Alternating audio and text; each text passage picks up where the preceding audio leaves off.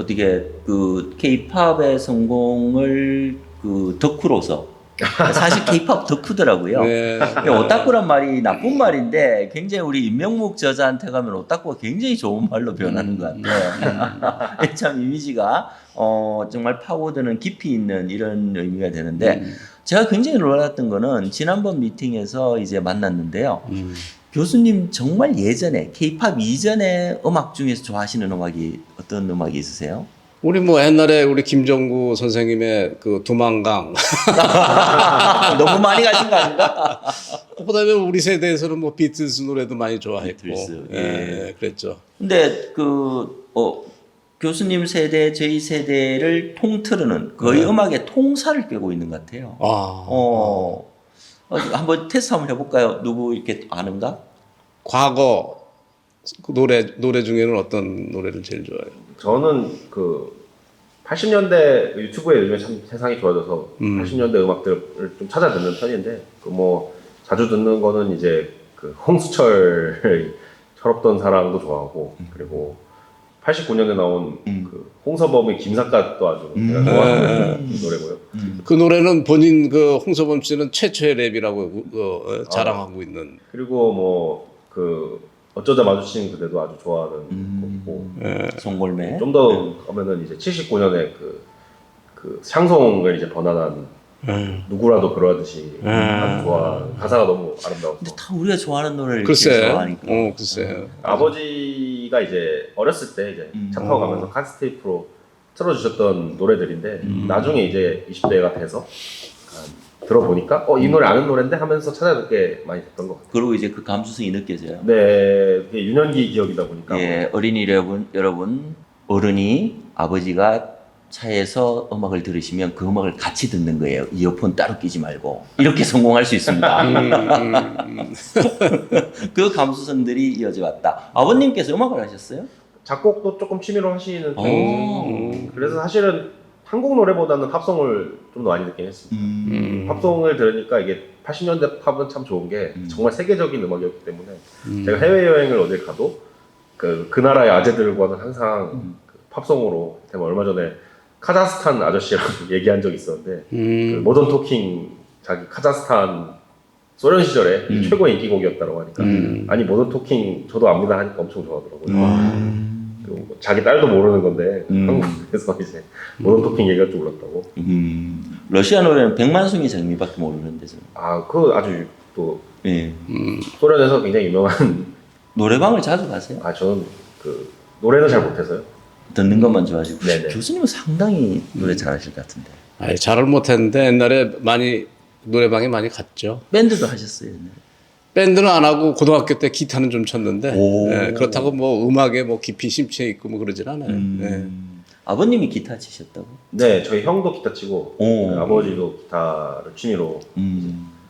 취미가 아니고 프로 수준이신 것 같은데 아버님에 대해서는 겸손할 필요가 없는 것 같은데. 예전에 클래식 기타에 잠깐 꽂히셨을 때는 그 맨날 그 연습하는 그 곡조가 맨날 똑같아가지고 이거 좀 그만 연습하면 안 되겠어.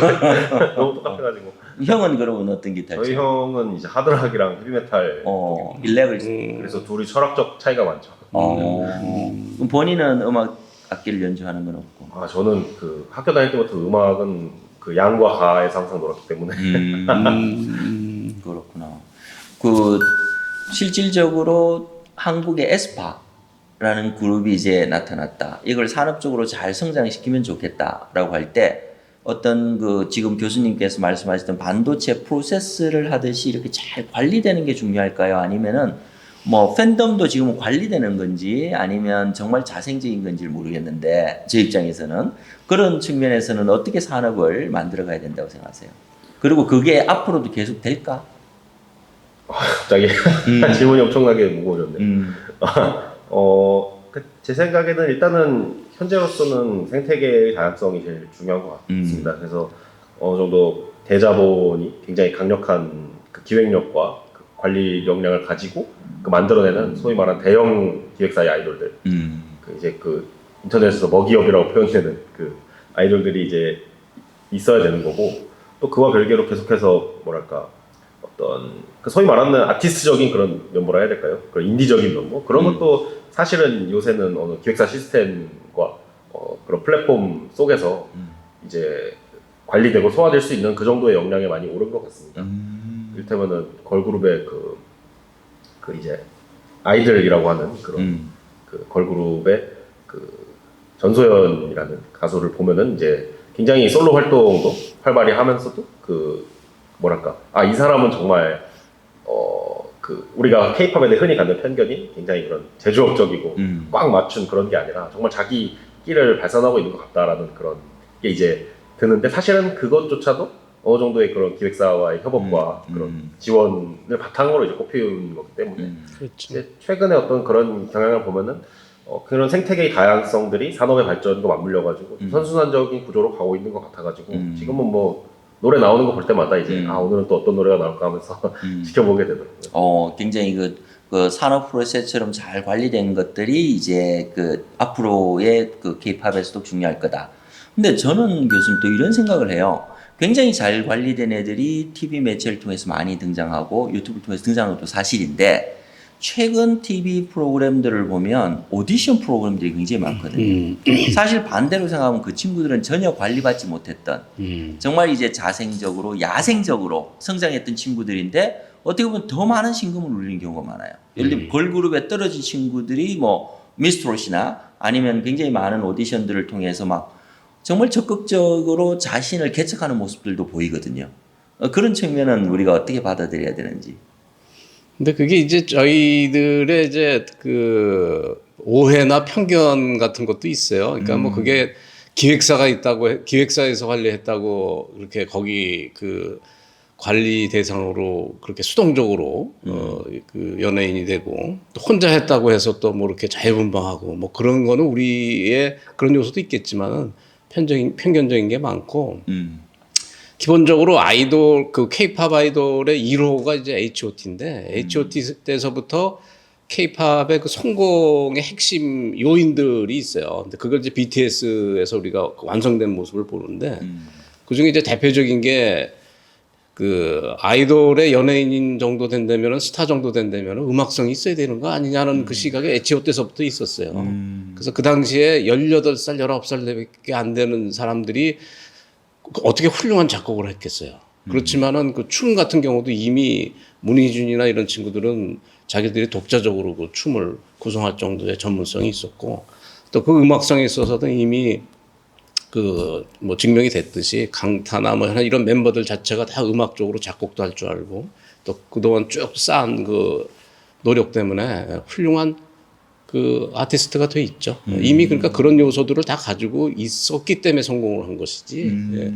그 기획사에 의해서 그게 H.O.T 같은 데 그룹이 관리를 받아서 그렇게 성공한 건 아니라고 봅니다. 두 개가 맞물려 가지고 예, 시너지가 난 거죠. 예, 기본 탤런트도 있고 그다음에 노력도 아주 있고, 노력도 있고 아주 잘 관리된 것도 있고 그렇기 때문에 이제 세계적인 그렇죠. 스타가 될 수 있다. 그렇죠. 그렇다면 지금 이제 나타나는 친구들 이제 말씀드린 TV에서 오디션을 통해서 등장하는 친구들도 뭐 예를 들면 지금 포항 서밋 컨벤션을 찍고 있는데 포항 같으면 이제 전유진이라는 친구가 있어요. 미스트롯에서 이제 등장을 했다가 약간 비운의 고배를 마신 친구가 있는데 그런 친구 같은 경우는 음악성이 아주 좋거든요. 그런 친구들은 잘 관리되는 것이 중요하다 이렇게 보시는 거예요. 자, 현실적인 질문들이에요.